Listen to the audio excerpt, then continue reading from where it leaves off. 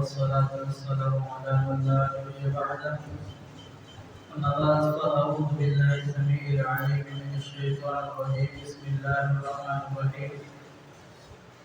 وإما ينزغنك من الشيطان نزغ فاستعذ بالله إنه سميع عليم. وإما ينزغنك من الشيطان نزغ، اور جب کبھی شیطان وسوسہ ڈالے یا اکسائے فاستعذ باللہ تو اللہ رب العالمین کی پناہ طلب کرے. انہ سمیع علیم، یقیناً وہ سننے والا وہ خوب جاننے والا ہے. سورۃ الحامیم سجدہ میں آیات نمبر 36 کے اندر اللہ رب العالمین نے اسی طریقے سے بیان فرمایا کہ وَإِمَّا يَنزَغَنَّكَ مِنَ الشَّيْطَانِ نَزْغٌ فَاسْتَعِذْ بِاللَّهِ. یہاں پر انہ سمیع علیم ہے، وہاں پر انہ هو السمیع العلیم.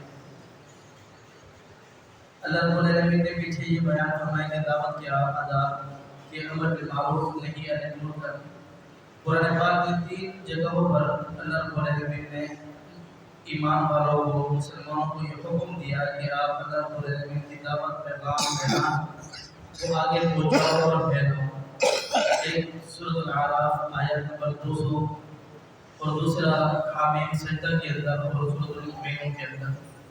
یہاں یہ رب العالمین نے بیان فرمایا کہ جب تم دعوت دیتے ہو، دعوت دینے کے بعد کچھ لوگ اس دعوت کو قبول کر لیتے ہیں اور آپ کو اچھا سمجھتے ہیں، اس دعوت کو بھی اچھا سمجھتے ہیں، اور کچھ لوگ آپ کو بھی برا سمجھتے ہیں، اس دعوت کو بھی برا سمجھتے ہیں. تو وہ جب دعوت کو برا سمجھتے ہیں تو جب وہ آپ سے جھگڑا کرتے ہیں، لڑتے ہیں، تو اس کا حل اللہ رب العالمین نے یہ بیان فرمایا کہ جب بھی کوئی ایسا بندہ آپ سے ٹکرا جائے، جو آپ سے لڑائی کرے، آپ حق پر ہو، اس کو بات سمجھائیں، لیکن وہ سمجھنا نہ چاہ رہا ہو تو کیا وَإِذَا خَاطَبَهُمُ الْجَاهِلُونَ قَالُوا سَلَامًا، پھر ایسے جاہلوں سے زیادہ بات نہ کرے، سلام کہہ کر کے دور ہو جائے. آگے اللہ رب العالمین بیان فرماتا ہے إِنَّ الَّذِينَ، یقیناً بے شک وہ لوگ اتقوا جو ڈرتے ہیں، إِذَا مَسَّتْهُمْ طَائِفَةٌ مِّنَ الشَّيْطَانِ، جب کوئی اکسان یا کوئی وسوسہ آتا ہے ان کو شیطان کی طرف سے، تذکروا تو وہ یاد کرتے ہیں اللہ رب العالمین کو، فَإِذَا هُمْ مُبْصِرُونَ تو وہ بصیرت والے ہو جاتے ہیں. یہاں رب العالمین نے یہ بیان فرمایا کہ جب کسی مومن کو، کسی اہل ایمان کو شیطان وسوسہ ڈالتا ہے، گناہ کی طرف ابھارتا ہے، تو پھر وہ کیا کرتا ہے؟ مومن اللہ رب العالمین کی پناہ طلب کرتا ہے. جب اللہ کی پناہ طلب کرتا ہے تو اس کو یہ یاد آتا ہے کہ یار یہ گناہ تو میں کر دوں گا، لیکن اس کی لذت یقیناً بہت زیادہ ہوگی، لیکن جہنم کی آگ بڑی سخت ہے. اگر اس لذت کو میں نے چھوڑ دیا تو جہنم کی آگ سے بچ جاؤں گا، اور اس لذت کو چھوڑ دیا تو اس سے کئی زیادہ جو لذت ہے وہ جنت کی لذت ہے، اس سے محروم ہو جاؤں گا. جب بندہ اس کو یاد کرتا ہے تو پھر کیا اللہ رب العالمین سے ڈرتا ہے اور گناہ کو چھوڑ دیتا ہے، شیطان اس سے دور ہٹ جاتا ہے. جناب رسول اللہ صلی اللہ علیہ وسلم بیٹھے ہوئے تھے، صحابہ کرام کہتے ہیں کہ 2 شخص آپس میں لڑنے لگے. جب آپس میں لڑنے لگے ان میں سے ایک کا چہرہ سرخ ہو گیا، لال ہو گیا، یہاں تک کہ وہ ایک دوسرے کو گالیاں گلوچ دینے پر آ گئے. تو رسول اللہ صلی اللہ علیہ وسلم بیان فرمایا کہ میں ایسا کلمہ جانتا ہوں اگر ان میں سے یہ شخص پڑھ لے تو یہ اس چیز سے دور ہو جائے. کیا اعوذ باللہ من الشیطان الرجیم. رسول اللہ صلی اللہ علیہ وسلم بیان فرمایا جب بھی تمہیں کوئی غصہ آ جائے تو تم کیا کرو؟ 3 مرتبہ اعوذ باللہ من الشیطان الرجیم پڑھ کے اپنے دائیں طرف یا بائیں طرف دل کی طرف جھکا دو. یہ شیطان کی طرف سے ہوتا ہے، شیطان دور ہو جاتا ہے، بھاگ جاتا ہے. یہ اللہ کا ذکر کرو. جناب رسول اللہ صلی اللہ علیہ وسلم جا رہے تھے، جناب صفیہ میں وہ یہی بیان کرتی ہیں کہ میں آپ علیہ السلام اعتکاف میں بیٹھے تھے، ان کے پاس گئی.